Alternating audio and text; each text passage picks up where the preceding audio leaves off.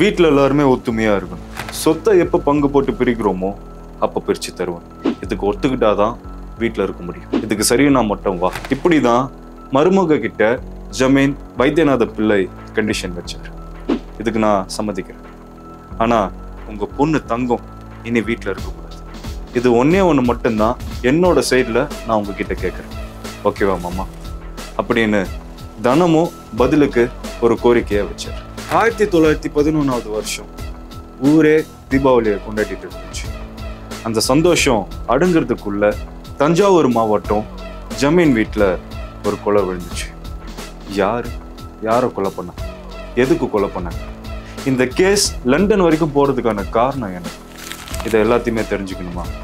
வாங்க, இந்த மவுண்ட் நெக்ஸ் வழங்கும் தி வினர். நான் உங்கள் ரகுராம்.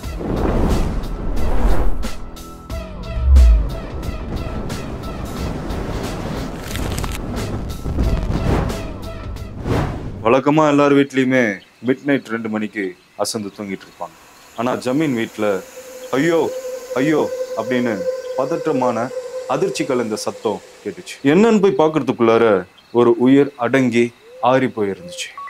போலீஸ் வந்தப்போ இரத்த கரையோட ஒரு அரிவாள், 13 இடங்கள்ல வெட்டப்பட்ட ஒரு சடலம் பக்கத்துல எதையோ வெறிச்சு பார்த்துட்டு இருக்கிற ஐயாசாமி. இதை மட்டும்தான் போலீஸ் பார்த்தாங்க. ஐயாசாமி ஜமீன் வைத்தியநாத பிள்ளையோட 3 மனைவிகள்ல முதல் மனைவியோட மகன். ஐயாசாமி வெகுளி, சாமர்த்தியம் இல்லாதவன், முரட்டு சுபாவமோ, அப்பப்போ புத்தி பிசங்கி பைத்தியக்காரம் போல குரூரமா நடந்துப்பான். 2வது மனைவி மூலியமா மகள் தங்கபாபு என்ற தங்கம், 3வது மனைவி காந்திமதி மூலமா 2 பசங்க, சோமு, கல்யாணம். இதுதான் ஜமீனோட ஒத்தமுட்ட குடும்பமே. ஜமீன் தன்னுடைய மகள் தங்கத்துக்கு சின்ன வயசுலயே கல்யாணம் பண்ணியிருந்தாரு. துரதிர்ஷ்டமா தங்கத்தோட புருஷன் இளம் வயதிலேயே இறந்துட்டாரு. அதனால தங்கம் அவங்களோட அம்மா வீட்டுக்கு போயிட்டாங்க. தங்கத்தோட நாத்தனாரான தனபாக்கியத்தை தான் ஐயாசாமிக்கு கல்யாணம் பண்ணியிருந்தாங்க. இதனாலதான் இவங்க 2 பேருக்குமே ஒத்தே போவாது. தனம் கொஞ்சம் புத்திசாலியான ஒரு பொண்ணு. ஆனா தன்னுடைய புருஷன் திறமை இல்லாததுனால, எல்லாருமே அவனை ஏமாத்துறதுனால உஷாரா சொத்துல ஒரு பங்கு, அதாவது சரியான பங்கு வாங்கி வச்சுக்கணும்னு ஒரு எண்ணம் அவளுக்குள்ளார எப்பயுமே இருந்துச்சு. சில நேரம் அதை வெளிப்படையா எல்லாரும் முன்னாடியும் சொல்லவும் செஞ்சிருக்கு. அந்த நேரத்துல தான் தங்கத்துக்கும் வீட்டு வேலைக்காரங்களுக்கும் ஒரு தொடர்பு ஏற்பட்டுச்சுன்னு ஊர் ஃபுல்லா ஒரு பேச்சு பரவுச்சு. அத வீட்டுல எல்லாரும் முன்னாடியும் போட்டு உடைச்சா தனம். அதனால வீட்டுல ஒரு பெரிய சண்டை, சொத்து தகராறுன்னு சில காரணத்தினால தனமும் ஐயாசாமியும் வீட்டுல இருந்து வெளியில போறாங்க. அதுக்கப்புறம் ஐயாசாமி தனத்தோட தூண்டுதலால அப்பா காசு தருவாருன்னு சொல்லி ஊர் முழுக்க கடன் வாங்குறான்.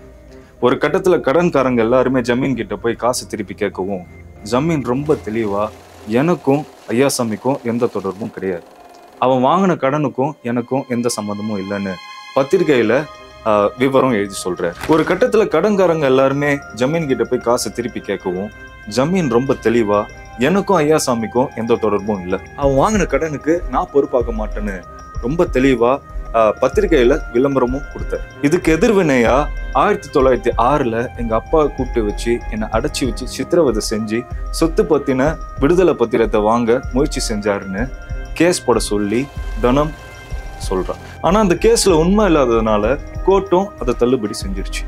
அதுக்கப்புறம் சொந்தக்காரங்க கூட கூடி பேசி ஒரு வழியா தனத்தையும் ஐயாசாமியையும் சில கண்டிஷன்ஸோட ஜமீன் வீட்டுக்குள்ளார சேர்க்கிறாரு.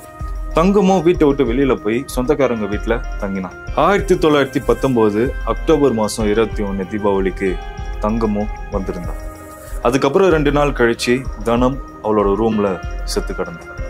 ஐயாசாமிய போலீஸ் கைது பண்ணிச்சு. சம்பவ இடத்தை பார்த்த சப் இன்ஸ்பெக்டருக்கு நிறைய சந்தேகங்கள் இருந்துச்சு. 13 இடத்துல வெட்டுக்காயம். அந்த காயங்கள் எல்லாமே பாத்தீங்கன்னா உடம்போட இடது புறத்திலையும் மார்பு பகுதியிலையும் கழுத்து பகுதியிலையும் மட்டும்தான். வலது புறத்துல ஒரு சின்ன காய கூட இல்லை. அது மட்டும் இல்லாம உயிரை காப்பாத்திக்கிறதுக்காக எந்த ஒரு போராட்டம் நடந்த மாதிரி ஒரு சின்ன அறிகுறியும் அங்க கிடைக்கல. 13 இடத்துல வெட்டப்பட்டு இறந்திருக்கிறாங்க. அவருக்கும் தாக்குதல் நடத்தினவருக்கும் ஒரு சின்ன போராட்டம் கூட நடந்திருக்காது. அப்படி நடந்திருந்துச்சுன்னா அந்த ஒரு சின்ன அறையில எல்லாமே தலைகீழா மாறி இருக்கும். ஆனா அப்படி எதுவுமே நடக்கல. அப்பனா கொலை எங்க நடந்துச்சு? ஐயாசாமி தான் கொலை செஞ்சா, இல்ல வேற ஒருத்தவர்? இல்ல ஒரு கூட்டமா? ஐயாசாமிய போலீஸ் விசாரிக்க தொடங்கின ஆரம்ப கட்டத்துல அவன் எந்த ஒரு பதிலும் சொல்லாம வெறிச்சு வெறிச்சு பார்த்துட்டு இருந்தான். இறந்து போன தனபாக்கியம் ஒரு பெரிய மிராசுதாரரோட மருமகள். குற்றவாளியா நின்றுட்டு இருக்கிற ஐயாசாமியும் சுற்று வட்டாரத்திலேயே ஒரு பெரிய மிராசுதாரரா இருக்கிற மகன்களை ஒருத்தவன். ஊரே திரும்பி பார்க்க ஆரம்பிச்சது. 4 நாளுக்கு அப்புறம் ஐயாசாமி மன்னார்குடி முதன்மை மெஜிஸ்ட்ரேட் முன்னால நீதிமன்றத்துல நிற்கும் போதுதான் அப்பா தான் இந்த கொலையை செஞ்சார். நான் நிரபராதி. என் மனைவிய எங்க அப்பா, சித்தி, தங்கம், சோமு, கல்யாணம் இவங்க எல்லாருமே சேர்ந்துதான் கொலை பண்ணாங்கன்னு கத்தினான். இதை கேட்ட நீதிபதி ஐயாசாமி தனபாக்கியத்தை கொலை பண்ணலன்ற முடிவுக்கு வந்தார். அது மட்டும் இல்லாம இந்த கொலைய ஒரு ஆளா செஞ்சிருக்க முடியாது. அதனால ஜமீன் அப்புறம் அவரோட குடும்பத்துல இருக்கிற எல்லாரையுமே அரெஸ்ட் பண்ண ஆர்டர் போட்டார். அது மட்டும் இல்லாம ஐயாசாமி கொடுத்த வாக்குமூலத்தை வச்சு இந்த கேஸ்ல இருந்து அவரை விடுதலையும் செஞ்சாங்க. இந்த செய்தியால ஊரே பரபரப்பாச்சு. கைது செய்யப்பட்ட வேலையாட்கள்ல ஒருவனான தியாகன் அப்ரூவரா மாறினான். அவன் கொடுத்த வாக்குமூலத்துல என்னன்னா, எங்க எஜமான் சொன்ன கட்டளைக்கு இணங்கி நான் என் தம்பியும் சேர்ந்துதான் இந்த கொலையை பண்ணோம். தனபாக்கியத்தை கொல்லப்புறத்துக்கு தூக்கிட்டு போய் எங்க எஜமான் முன்னாடி தான் நாங்க கொலை செஞ்சோம். ஐயாசாமிய வீட்டுல ஒரு இடத்துல கட்டி போட்டோம். கொலை செஞ்சதுக்கு அப்புறம் தனபாக்கியத்தோட உடலை வீட்டுக்குள்ளார கொண்டு வந்து அந்த அறையில கட்டில்ல கச்சிதமா போட்டுட்டோம். அதுக்கப்புறம் ஐயாசாமியையும் அந்த அறைக்கு அழைத்து வந்தோம். அதுக்கப்புறம் தான் எங்க எஜமா ஐயாசாமி அவரோட மனைவியை கொண்டுட்டாங்கன்னு கூச்சல் போட்டாருன்னு ஒத்துக்கிட்டான். இந்த வழக்கு விசாரணை தஞ்சை மாவட்ட அமர்வு நீதிமன்றத்துல விறுவிறுப்பா தொடங்கிச்சு. அந்த மாவட்டம் முழுசா ஒரே பரபரப்பாகுச்சு. அந்த விசாரணைய நீதிமன்றத்துல பாக்குறதுக்காக மக்களோட கூட்டம் அலமோதிச்சு. போலீஸ் அந்த கூட்டத்தை கண்ட்ரோல் பண்ண திணறினாங்க. குற்றவாளி சார்புல ஆங்கிலேய டாக்டர் அசுல் ரைட் கொடுத்த வாக்குமூலத்துல இறந்து போனவரோட கழுத்துல ஏற்பட்ட வெட்டுக்காயம் தான் அவர் சுயநினைவு இழந்து நிலைக்குலைய செய்திருக்கும். உடம்புல ஏற்பட்ட எல்லா காயமும் இடது புறத்துல இருக்கிறதுனால கொலையாளி வலது புறத்துல இருந்து தான் தாக்கியிருக்கும்.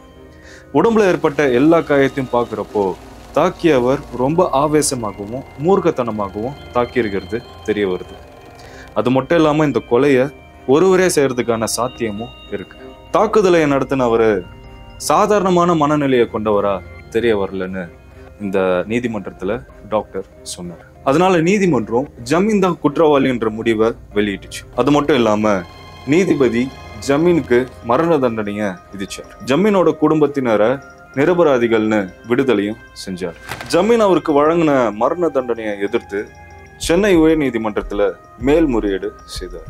ஜமீன் சார்புல பிரபல வழக்கறிஞரான டாக்டர் சுவாமிநாதன் ஆஜரானார். இந்த வழக்கை விசாரிச்ச நீதிமன்றம் ஜமீனுக்கு கீழ் நீதிமன்றம் கொடுத்த தூக்கு தண்டனையை உறுதி செஞ்சது. உயர் நீதிமன்றம் கொடுத்த தீர்ப்பை எதிர்த்து நம்ம மேல்முறையீடு செய்யணும்னா லண்டன்ல இருக்கிற பிரிவி கவுன்சிலுக்கு தான் நம்ம போகணும். அதனால டாக்டர் சுவாமிநாதன் லண்டன்ல இருக்கிற சொலிசிட்டருக்கு மேல்முறையீட்டுக்கான காரணத்தை ஒரு தபால் மூலியமா அனுப்பி வச்சார். வழக்கு விசாரணையில ஜமீன் தரப்புல நிறைய வாதங்கள் முன்வைக்கப்பட்டுச்சு. அதை எல்லாத்தையுமே விசாரிச்ச லண்டன் பிரிவி கவுன்சில் ஜமீன் குற்றமற்றவர், நிரபராதின்னு அவர் விடுதலையும் செஞ்சது. விடுதலையான ஜமீன் வைத்தியநாத பிள்ளை தன்னுடைய வழக்கை லண்டன் பிரிவி கவுன்சில் வரைக்கும் எடுத்துட்டு போன டாக்டர் சுவாமிநாதனுக்கு அவரோட ஃபீஸை மட்டும் கொடுத்தது இல்லாம அந்த 300 சவரன் தங்கத்தை கிறிஸ்டியன் மிஷனரிஸ் மூலியமா செயல்படுற கல்யாணி ஹாஸ்பிட்டலுக்கு நன்கொடையா கொடுத்துருக்கு. பேசாம ஜமீன் அந்த 300 சவரன் தங்கத்தையும் தண்டத்துக்கே கொடுத்துருக்கலாம்ல, அவரோட குடும்பத்தையாச்சும் காப்பாத்திருக்கலாம்.